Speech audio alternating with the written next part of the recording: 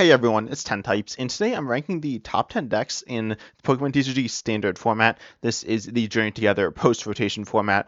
I originally made, I think, a tier list. I made actually two. I made one before the format and the new set came out, and so I just kind of talked about those, but obviously hadn't played them. And then I made one right when the new set dropped, and so I had some rankings and some ideas and played with the decks a little bit, but not that much at that point. So say now that I've played with all of these decks, I'm going to be going over them, and I think the top 10, I don't think there are any honorable mentions. Also today I'm going from the top to the bottom, so 10, or sorry, from 1 through 10, and I have them in three different tiers here.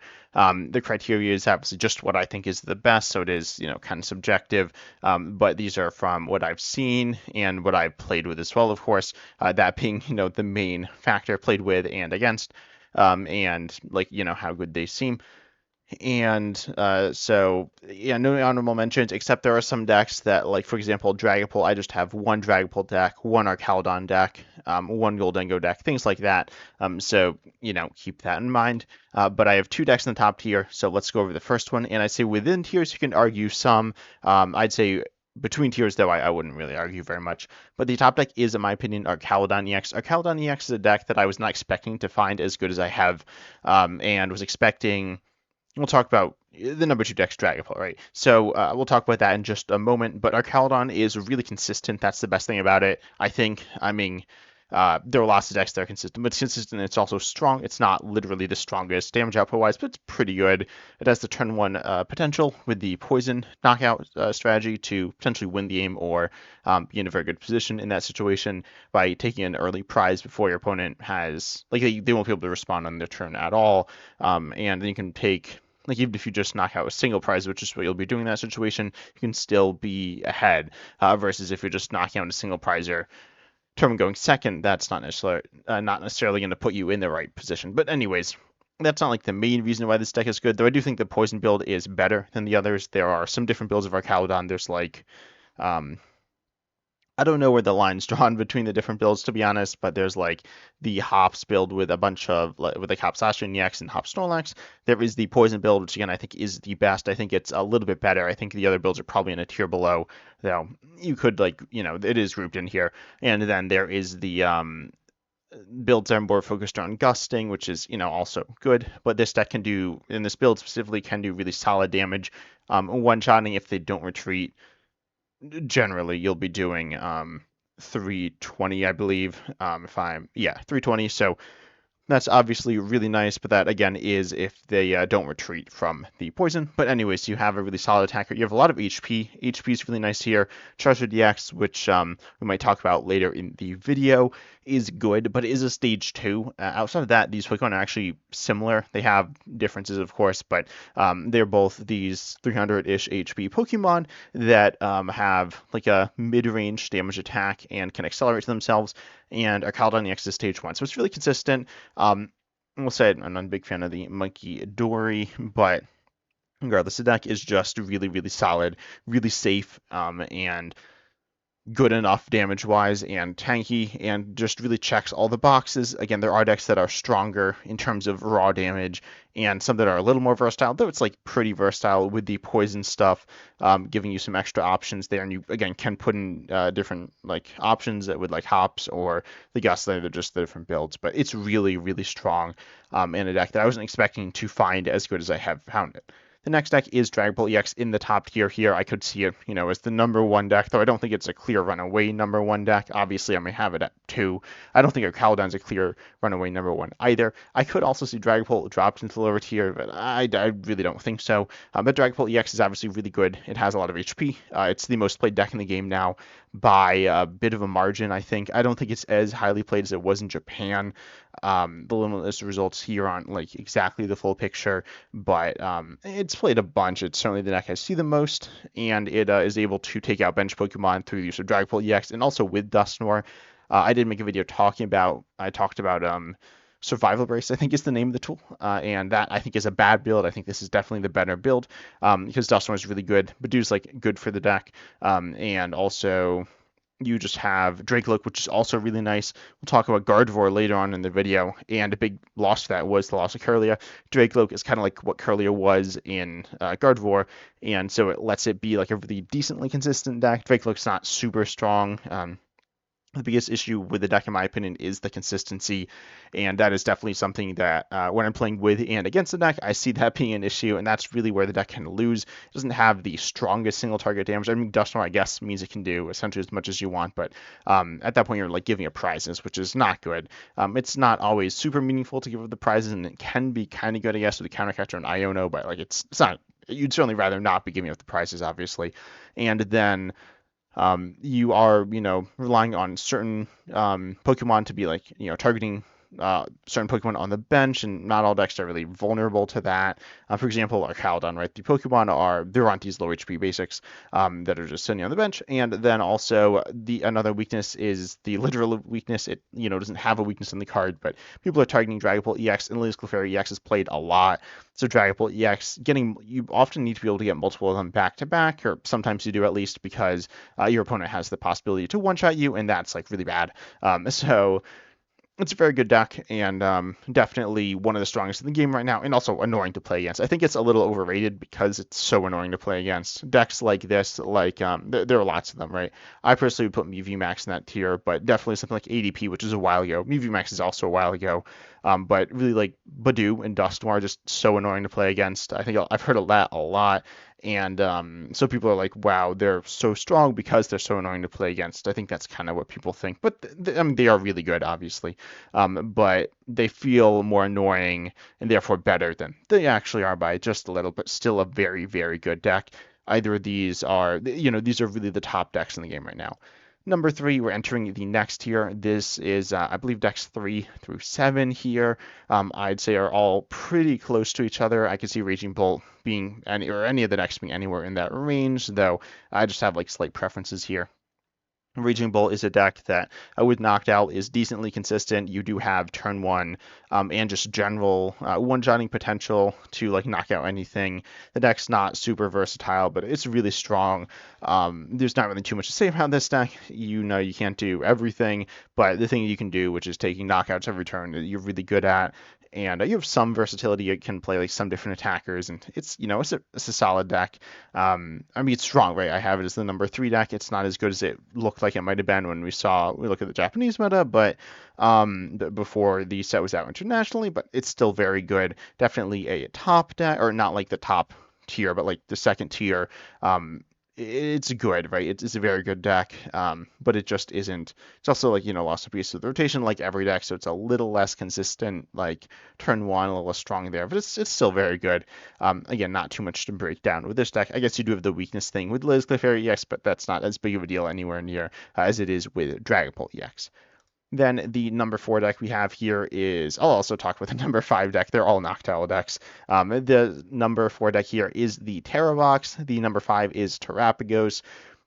I think they're pretty close, and they're pretty similar, honestly. Like, if you group these together, I could see that. I don't think people have, but I think, there's a decent amount of similarities with them. Oh, this deck doesn't fit on the screen either, I just realized, but it's just the energies. So you have different attacking options within the deck, and you're pretty strong. You can come up a little short, and you just don't have insane attacking options for every situation. You have good attacking options for every situation, but they're not always quite enough. But still, the deck's really good. Definitely one of my favorite decks right now. And you're going to be able to, have different attackers, which can be nice. You got Lily's Clefairy EX, Pikachu EX. Lily's Clefairy EX isn't really defensive, but with Lily's Pearl, it kind of is. Pikachu EX can be with this ability, and Corsomas Ogerpon EX can also be with this ability. Trapgos EX can also attack, and that's what it does. It can attack with its second attack, which can let it be a bit more defensive. Just have a bunch of different options. You could trap with Corsomas Ogerpon EX, so you have some defensive options. You obviously have strong attacks. Pikachu EX is going to be essentially always the strongest, and it only hits 300, so that's like the minor downside, but it's not that bad. And you do need to kind of jump through some hoops to attack. You need energy switches or Crispins or Sparkling Crystals, and you do need Noctowl as well to be working. It's not like Noctowl's bad, it's really good, but Noctowl plus Pheasant EX, it's the same engine as we see in these 3 Noctowl decks, and It's good. Some people really like it. I like it as well. But if you are hit by an Iono, you might not be able to necessarily be able to do what you want. If you get knocked out by poison, I didn't really talk about that with our Caledon EX, but poison's really nice because it goes past Pheasantipede EX, so that could be a pretty big problem for you, I guess. But these are somewhat niche things. The reason I have Terra Box here is it's just more versatile, and it's still pretty consistent. And then below Raging Bolt because it's just not quite as strong. Terapagos EX is tanky. I'm personally not a big fan of the tanking options. I think they're kind of fun, but I don't think you're consistently tanking really as much as you want to be.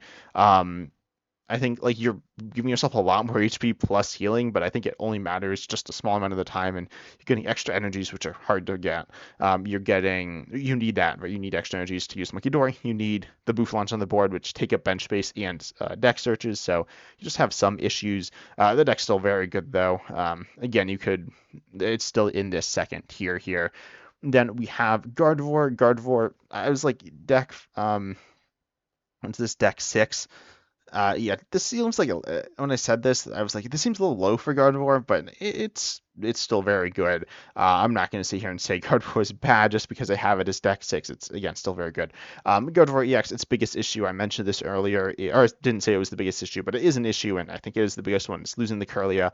Obviously, Kirlia was a really big part of the deck. But you still have Gardevoir EX, which is really good, one of the best abilities ever, in my opinion, if not the best ability ever. I don't know what that list exactly looks like, but it's really insane, this card. And then Munkidori is still good for the deck.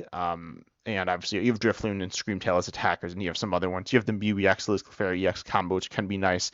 Gardevoir EX is kind of a weird situation where in really any matchup, like once you're set up, you're in a really amazing spot. Gardevoir EX is not really a big target, and then the rest of your Pokemon are all single prizers, and they're not like tanky. In fact, they're probably the opposite of tanky, but they're still like okay. I mean, it's not like they'll just be knocked out by weird spread things normally, so you're still going to be trading really favorably like the entire game, assuming you're set up and you have the stuff you need, but you don't really have the draw engine to do that, which is kind of awkward. That's the big issue of the deck. You can play it with like Enzor, EX, or different options. There are draw engines in the game, right? But none of them are great. Also, Brilliant Blender, I think it's pretty bad in the deck. But anyways, so the deck is still very strong because, again, you have an insane ability and you have good attackers, but you have consistency issues. And so this is like very in contrast with the knocked out decks you're looking at, where they have this like really explosive, powerful engine with attackers that you need like all these pieces to go. Once you're going with Gardevoir, you don't need that many pieces, but you need to get set up in the first place, and it's just a very different feel.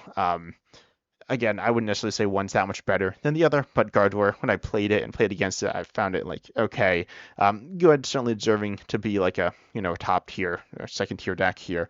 I'll call the tier like 1.5 or something, but still very good, but obviously nerfed quite a bit from rotation. Then the last deck in this tier is Charizard EX. Charizard EX is still really good. Also, these are just sample lists. I didn't say that, but that's just what this is. So, anyways, the deck is still very good. I think if someone says it's bad, I think that's wrong. I just gonna like Charizard EX is really strong. It's objectively, like stat-wise, it's really good. It powers itself up. It has good HP. It has good damage, and those are just good things to have, right? And so I talked about with our Caledon. Our Caledon is like a stage 1. Charizard is stage 2. It's a little awkward, but I mean, stages are not bad in the game, right? Dragapult is in the top tier, and Charizard is not. It doesn't have quite the power of Dragapult in terms of like what it can do attack wise and with Drakelook. So Drakelook's really good, but it's still really good. It's a strong Pokemon, difficult to deal with for a lot of decks, and it does not have a target on its back. There's a while when it did, but now it doesn't. So it's pretty hard to knock out for a bunch of decks. And then Pidgeot EX and Dusknoir and stuff are still good. And so you have this like stage 2 deck where, again, you with rotation, you lost some pieces, just like every deck, and they do hurt Charizard's consistency some. And notably, with the loss in consistency, you're losing certain pressure that you can apply in the early game. So even if you have like your Charizard set up, you don't necessarily have your Pidgeot, or you don't have your Dusknoir. More importantly, well, no, Pidgeot's more important than Dusknoir, but generally, but you generally get Pidgeot first and might not have room for that and the Dusknoir based on the stuff in your hand. But anyways, the deck is still very strong. there's not too much to say about this, but I think some people have convinced themselves that deck's like not good anymore because there have been a lot of decks that have come up and been, really good. But I'd say it's been, pushed down in the metagame a little bit, but it's still in that top tier and definitely a deck that, I see some and it's good. It needs to be respected. Um, and just, if you're not convinced, just, look at the card. It's really good. And it's got the stats to back it up on the card itself. Then moving into the third tier, these decks are, and again, there I had a clear top 10, so it's just these three in the tier. There could see an argument for Gholdengo here being moved up, but I don't think so. I think that's a bit of a stretch, but I don't think the decks that I'm leaving off this list are in this tier. I think they're in the tier below this. But Gholdengo EX is the number 8 deck here coming in the third tier, and it's fine. It's a deck I was like, I played against some and I played with it. And I was like, it's okay. I was expecting, because it can do essentially unlimited damage, and it can do it for 1 energy on a stage 1, which is really good. It's not like the tankiest Pokemon, so being a stage 1 is kind of awkward for it. You'd rather be a basic and be weaker and maybe do a little less damage or have a harder time doing the damage. And then or be a stage 2 with more HP, maybe. I don't know. Being a stage 1 is probably better than a stage 2, but you're not really tanky, unlike Archaludon. I feel like there's a difference there. But Gholdengo is, the thing isn't the tankiness, it's the damage. The Dronjin also is like kind of weak. The Dunsparce is kind of weak as well. It's not, terrible, but it's not a good engine. I mean, it's okay. I mean, we don't have great engines right now, but that doesn't mean this one is either. And then you have just like kind of awkward things like Mikidori doesn't work super well within the deck. You have to run Energy Search Pro really because it's really good in the deck for 1 turn. You can struggle to always find knockouts and get set up, and so the deck just doesn't have quite the consistency that you want. But it's a deck that can one-shot everything. Though again, it is like harder to do than like Raging Bolt, in my opinion. And Raging Bolt is just a bit of a better deck than this, in my opinion. That's kind of how I'd compare them. Where with Raging Bolt, you're basic, you can burst stuff onto the board. Gholdengo, your opponent can kind of just like shut you down by getting rid of your Gimmighoulds, or like you can only you'll might run out of resources as well at some point. So Gholdengo is like a good deck, but it isn't quite good enough in the metagame right now. But again, it's all right. I definitely don't think it's in the next tier above it. But if you made that argument, I wouldn't say that's crazy. The next deck we have is Feraligatr, a personal favorite of mine. Feraligatr is a really interesting deck. I've made a bunch of videos talking about it. Again, I think it's still a little misunderstood. But you're heavily reliant on Mimikyu. It's the best like a walling deck, I guess, in the game. I don't know exactly what defines something as a walling deck, but if this is it, it's probably the best one. And you also have, you have good damage. You have a lot of different options. Again, Mikidori is like mediocre in the deck. Mikidori is good in Gardevoir. It's kind of mediocre in everything else, but it's still decent. And Feraligatr is like a 2 of or so. And then you can, I don't know, I've talked about this deck a lot, right? I don't want to repeat myself too much here, but it's very good. But it has big consistency issues, right? This is the big issue with the deck. You can just like miss all the time. You will be like missing setup completely half your games, just kind of having to wing it and like gust trap something or like wall or whatever and just like hope. And you might get there. Like a lot of those times you can still be in the games despite like completely whiffing your setup, which is not really true with any other deck in the game outside of really weird circumstances. But still, Feraligatr is really good, but not at the top tier. It has some big consistency issues, and even if you are like set up, you can't be like attacking with Giant Wave over and over and over again, for example, and you can't really be like consistently using Reverse Thrust into like double Mikidori. That's like not going to be happening, and you're not going to be able to sit behind Mimikyu all game either, right? Mimikyu with Luxurious Cape is really tanky, but it's not invincible, and so you need to like start attacking with that, and Mimikyu is good. There's a lot of good Pokemon in the deck, but they can't do everything, and so the deck's like, it's good. It's definitely one you need to like try out and actually play a bunch to get the feel of, but it definitely belongs like right here. Then the last deck on the list is, this isn't exactly what I was looking for. It's the Hops deck. I meant to show the Hops deck of the here, something like this with Munkidori, I guess, but I don't think any of the builds are super impressive for Hops. Hops is okay.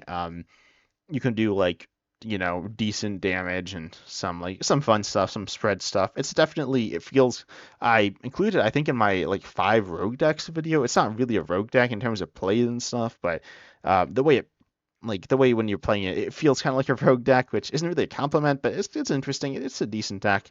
Definitely, in my opinion, the 10th best deck. I don't think there's any deck that I'd put um, instead of it. Like the other ones are like ends is definitely not there. Mammoth Swine's definitely not there. That's like pretty ends and Mammoth Swine are definitely far behind it. Walls I'd say is also probably above those other two, but it's certainly not that good. Roaring Moon I actually don't really have that much experience with, so maybe that would be the number 10 deck. And yeah, the rest of these are all kind of bad, but Hobbs is not super strong, but it can be nice. It can really mess with your opponent, being this like spread archetype with some really interesting ideas, where you can, poke and be cheap to free, which is really nice. And you don't, if you're playing the metal build, the like your Kaldon deck or the Matang deck, I haven't really seen Matang, but it's a similar idea. Then you can be attacked with Hopsashi next and be like really strong, but also it's a lot of setup. So the deck's fine, not stand out, but I have it as the 10th best deck in the game. Tell me down below in the comments though what you think, if you change anything, and your experience is playing with and against these decks. But hope you enjoyed. Consider liking and subscribing. Subscribing really helps the channel grow. That's the biggest thing. But I hope you enjoyed, and as always, I'm excited to see you in the next video.